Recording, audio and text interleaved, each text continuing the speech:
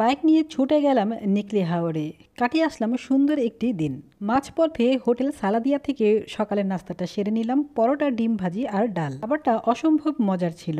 এরপর আবার ছুটতে শুরু করলাম পূর্বাচল দিয়ে, তারপর ঘোড়াশাল এবং এরপর গাজীপুর হয়ে পৌঁছে গেলাম কিশোরগঞ্জের নিকলি হাওরে। ওখানে গিয়ে আমরা বড় একটা বোট ভাড়া করলাম, কারণ আমাদের দুটো হুন্ডা হবে। হুন্ডা তোলার কাজটা ওরাই করে থাকে। বোটের প্রাইস প্রথমে আমাদের কাছে চেয়েছিল 3,500 এবং 4,000। আমরা দামাদামি করে সেটাকে 1500-তে নিয়ে এসেছি। একটা ঘাট পড়েছিল, সেটা ক্রস করে আমরা এই ঘাটে চলে আসি। এখান থেকেই মূলত বোট ভাড়া করতে হয়। বোটে খাওয়ার জন্য আমরা পানি, চিপস, চকলেট, বাদাম নিয়ে নিলাম। পানির প্রাইস তারা 5 টাকা বেশি রাখলো। অতঃপর বোট ছাড়া হলো আর আমরা হারিয়ে গেলাম পানির রাজ্যে। প্রাইভেট ছাড়াও আরো অনেক বোট আছে যেখানে সিঙ্গেল যাওয়া যায়। আপনারা যদি সিঙ্গেল যেতে চান তাহলে অ্যাভেলেবেল বোট পাবেন, আর প্রাইসও অনেক কম। সেখান থেকে আমরা চলে গেলাম আলপনার রাস্তায়। ঘোরাঘুরি শেষ করে এবার গোসলের পালা।